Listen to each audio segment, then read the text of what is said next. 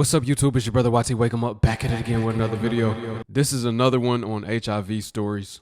Y'all seem to like these ones. I'm gonna keep them coming. But man, I've been doing the research. I pulled the numbers. It says approximately 1.2 million Americans have HIV. I ain't know the numbers was that high, but I'm seeing hundreds of thousands of people have it in just one state alone. Man, so if we break the numbers down to a median, let's divide that 1.2 million divided by 50 states. Nah, see, that's not even right. But it would say 24,000 people per state. But we know some states got hundreds of thousands of people with it. Family, you already know what to do. And if you're brand new too, thumbs up this video so YouTube can push this content out. Smash subscribe to join the tribe and ring the post notification bell as well. All right, let's get into this one. Apparently in Houston, Texas, there's over 200,000 people that has HIV and STD. That's scary. That's scary and nasty at the same time. All right, now this next lady, she gonna tell her story. I don't want to spoil it, but she was a stripper. She was bi, and she was into, into drugs too. So listen, this is a forewarning to people that's going down that path, man. This could be you, but I'm gonna let her tell her story. I'm not saying I want that to be you, but this is what comes with it. This is a part of it, right? It's all glitz and glamour. That's the way they try to promote that negativity. The world. That's how they try to promote it, but listen, it could come with a diagnosis. Hey y'all, story time with Khalil. Okay, I want to start off first saying that I'm more than grateful, to be able to have this opportunity to share my story, not just for myself, but for other people. I'm glad to share it for other people because I didn't have a choice. I didn't have the opportunity.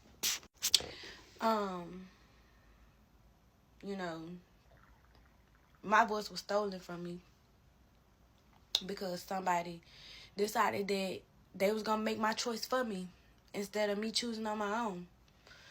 So with that being said, yes, I am HIV positive. I'm 26 years old and I live in Memphis, Tennessee. I contracted HIV from ejaculation. If you do not understand what that means, look it up. The person that I contracted this from was someone that I thought loved me and loved my body just as much as I did, but that wasn't the case.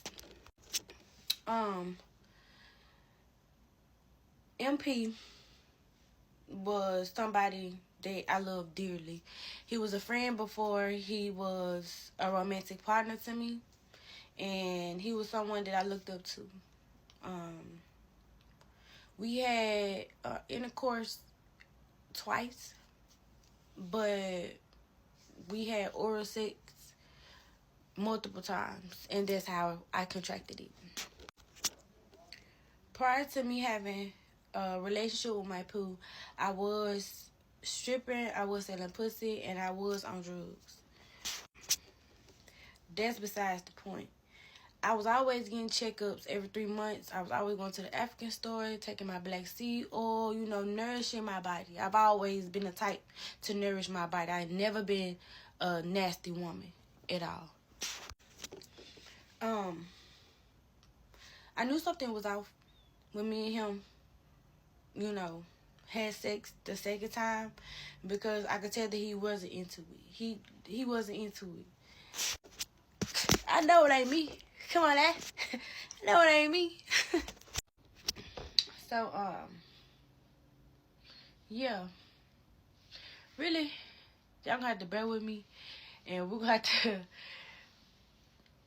do multiple story times because the more I talk about it, the more emotional I get. And the reason why I'm getting emotional is because it's different for me, because when I was writing all this down in the journal, I felt comfortable. I was okay. When I said it out loud to myself, when nobody's around, I'm okay, I'm comfortable. But now I have an audience, and I have other people, that want to hear my story, that want to know my truth or hear my truth. It's like a surreal moment for me. Because, like I once said, someone tried to silence me. Someone that I really love tried to silence me. They tried to steal my voice. And I'll be damned if I ever let it happen again. So with that being said, I will be posting part 2, but this is just part 1. This is just a little introduction. Any questions, anything, feel free to comment in the comments, whatever. Make sure you subscribe and see y'all in part 2. Okay, now this next woman right here, she found out the father of her child had HIV after she had a baby with the man. Listen, I'm not gonna spoil her story either. I'm gonna let her tell it. Let's get into it. Imagine having a baby and finding out after you have the baby that the father has HIV. Yeah. My youngest son's father, yes. He had HIV. And because he's on medicine, he feels as though he did not need to let me know that. He took away my decision to say, you know what, I'll get on PrEP so that I can still deal with you.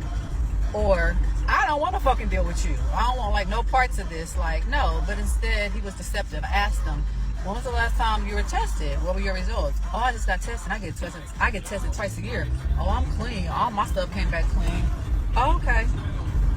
He continues to do whatever. And I get pregnant. And then I find out who he really is. So for 2 years, we're looking at each other's page back and forth online, responding and whatever. I'm thinking like, oh my God, like he's an awesome dad. He, helps out in the community. He gives back. Like, he ain't the same arrogant piece of shit from high school. Because you know how them athletes were in high school? Yeah, he was one of those. And he still is. Straight narcissist, full of shit. Motherfucker only care about himself. He don't have not one healthy relationship, not one of his fucking kids. And his mama is part of the reason. She covers for him because, they had to protect his fucking image. Old image is everything to him and his mother. But yeah, so he gave me a fake story talking about, I had a false positive, and unfortunately, the person I told is running with that story and spreading lies about me. No, the person that you originally told you had HIV in front of a pastor too when you were trying to get back with them is the person who told me. And they're not a liar. And you know that. Maybe we can have you pull in the medical records and it's going to show. Your black lying down low ass has HIV. So don't take nobody's word for it. Make the motherfuckers show you their test results because these niggas is grimy out here in these Kansas City streets. The only thing saving him is the fact that because I'm negative, the police would not file assault charges against him.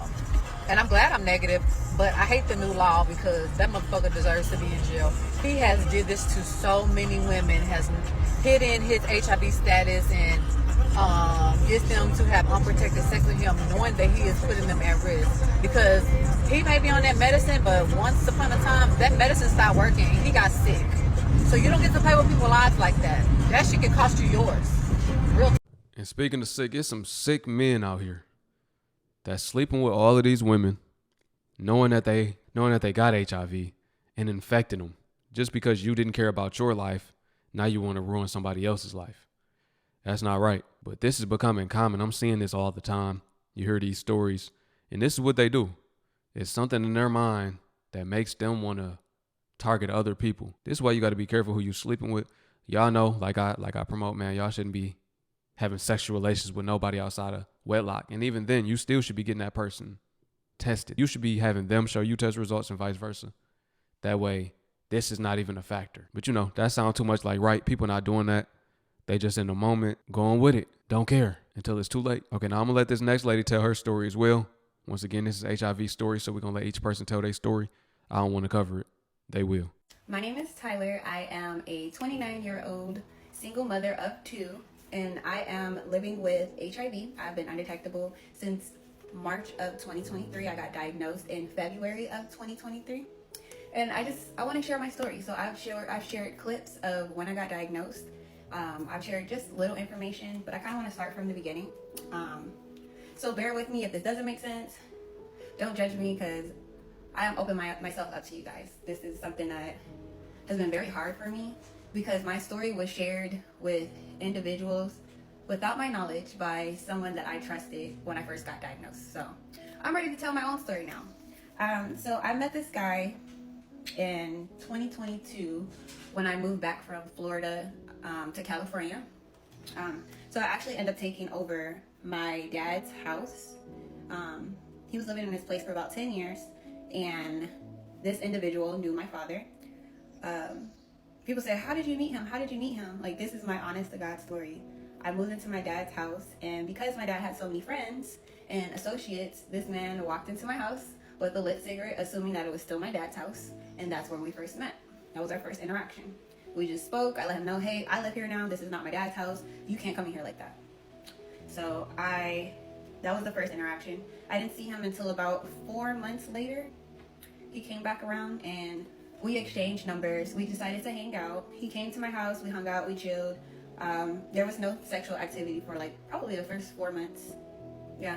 And we hung out. We went hiking. We went to eat. Eating was our biggest thing.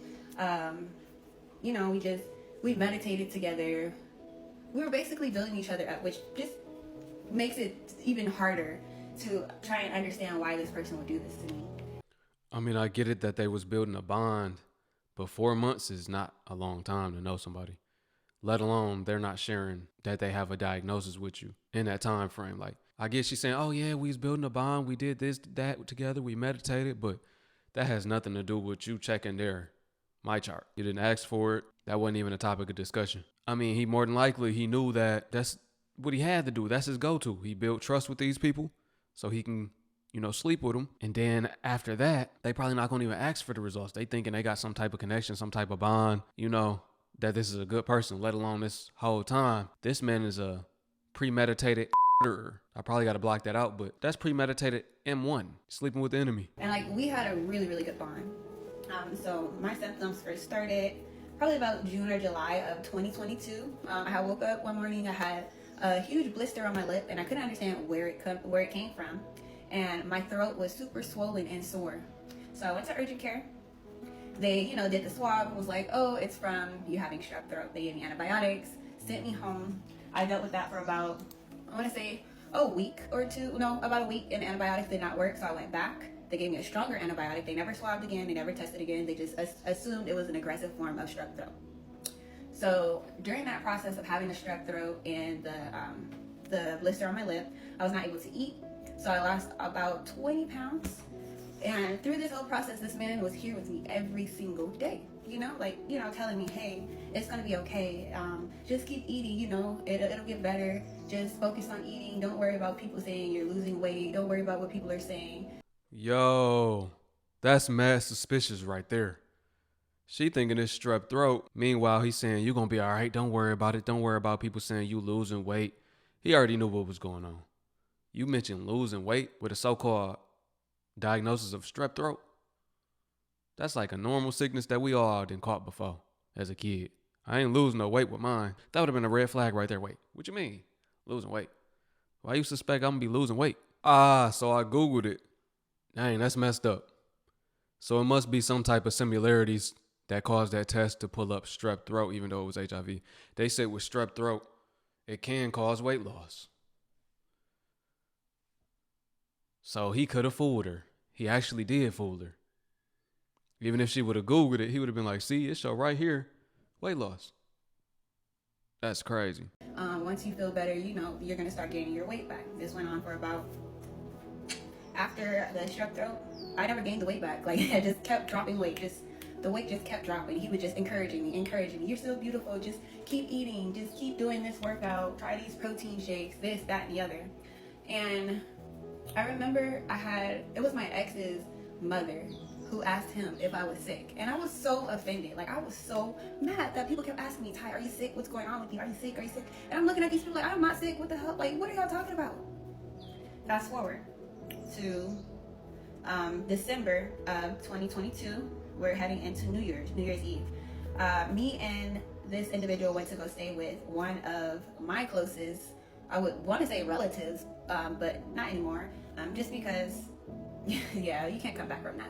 This relative, we stayed at this person's house for New Year's and New Year's Eve, New Year's Eve and New Year's, where me and this individual actually performed the act. And, he finished inside me, and that's how I got pregnant with my daughter. So after that, we went home, after New Year's. And I want to say about January the 15th through the 18th is when I decided that I was going to go to Planned Parenthood because, you know, I missed my period, I was feeling sick, and I just wanted to go make sure to confirm the pregnancy. And lo and behold, they did confirm that I was pregnant. They did the first HIV test, which was a rapid test, came back negative. They even did, you know, like the regular testing for STDs. They ran all of that. Everything came back fine. But they did schedule me a follow-up visit to discuss the options, because anybody who knows Planned Parenthood knows that they don't do anything that regards like, you know, termination or pregnancy related the same day. You have to schedule to come back. So I scheduled my appointment to come back. That first visit was fine. There was no issues or anything. I will go into part 2 or when I went back to the clinic. Okay, so I left off on getting the first negative result. So we'll make this part 2 since you commented part 2, please. Before we go into me going back to Planned Parenthood, I just wanted to give you guys a little bit of background on the individual. I'm not going to disclose who it is, but so when I met him, he had said that he was shot multiple times in the past. So he suffered from neuropathy and nerve pain. So let's just note that he suffers from neuropathy and nerve pain. And he told me that he has seizures. People that I knew from interacting with him confirmed that he actually had seizures. And I've seen him, you know, have an episode before, and I've helped him out. So I recently got diagnosed with meningitis, and I'm mentioning this because remember I said that this man had neuropathy and he had nerve pain. There was this one time before finding out that I got diagnosed, he was taking a bath, and all of a sudden he just started screaming in excruciating pain, and I didn't know what to do, and I couldn't understand what was going on. And he was just saying like, oh, all the nerves in my body hurt. Guys, I legit helped this man naked out the tub, helped him. Just imagine, I'm one right now, like, well, at that time I was like probably like 145, picking up someone that's like 180. So I'm picking up his wet body. He's in pain, can barely stand up. I'm picking him up out the tub, drying him off. I put his clothes on, and I get him into my bed, you know, and I'm caring for him. I'm helping him, trying to get him out the pain. Little did I know that when he did get to the hospital, he got diagnosed with meningitis from that exact moment. And I did not know that, oh, okay, you know, do more research. I didn't even think about how you get meningitis or who's susceptible for being diagnosed with meningitis or anything like that. I did not think about that. But as I think back, I helped him through what I just went through a couple of months ago, which is wild. Okay, but let's get back on course. I went back to Planned Parenthood, and because it's routine, they retested because it had already been probably like a week or 2 since the last time I came in for my initial test. So they retested, and when they did the rapid test again, it came back positive. Now I know that if it comes back positive, you know, someone's gonna come in and talk to me, obviously, right? So they went ahead and drew my blood. I waited. They had me sit in that room for a very long time. And, you know, I heard the lady coming, so I turned on my audio recorder. Because sometimes when you're in the moment, you miss a lot of stuff. I don't know if that's ever happened to you guys before, but sometimes you be so deep in the moment, you don't actually hear what you thought you heard. And I just wanted to make sure that I heard what I actually heard. But, yeah, so they went ahead. She came in and talked to me. I shared that audio on my page with the sound that everybody was concerned about. No, that wasn't me in the background crying. It was an added on sound. But I did share the audio without no sound on it or anything, so you guys can actually hear that raw moment, because a lot of people, they don't understand what it feels like to get news that is traumatizing to them. And if I can help somebody go through that trauma with me so they don't have to go through that by themselves, I'm okay with that.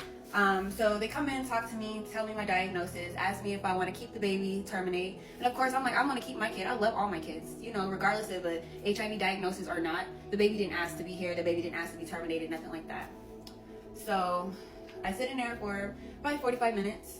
As soon as I held my composure so good. That's all I can say. I held it so good.